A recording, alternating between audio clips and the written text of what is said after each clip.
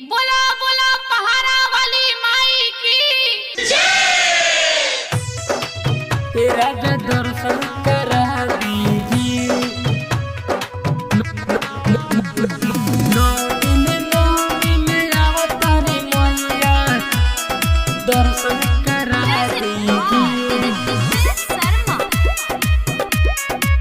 तेरा दर्शन करा दीजिए। चमकेला माई के पंडालवा चले न घुमा दीजिए। चले न घुमा दीजिए। चमकेला माई के पंडालवा चले न घुमा दीजिए।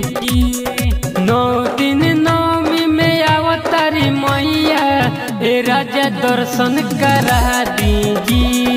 9 दिन नौमी में अवतारी मैया ए राजा दर्शन करा दीजिए। करा दीजिए ए राजा दर्शन करा दीजिए। 9 दिन नौमी में अवतारी मैया दर्शन करा दीजिए।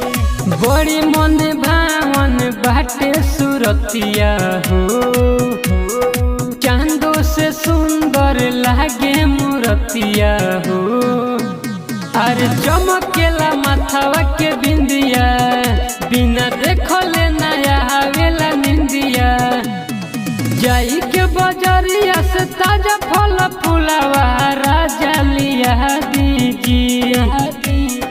9 दिन नौमी में अवतारी मैया ए राजा दर्शन करा दीजिए। 9 दिन नौमी में अवतारी मैया ए राजा दर्शन करा दीजिए। करा दीजिए ए राजा दर्शन करा दीजिए। 9 दिन नौमी में अवतारी मैया दर्शन करा दीजिए। देखे में मैया के महिमा महान बाटे, जहान है लोगवा दुनिया जहान बाटे। अरे हर दिहे दुखावा दर दिया, अरे 9 दिन करब बरतिया। पिया रोहित बाटे मनवा में शारदा रंगीला पूरा दीजिए।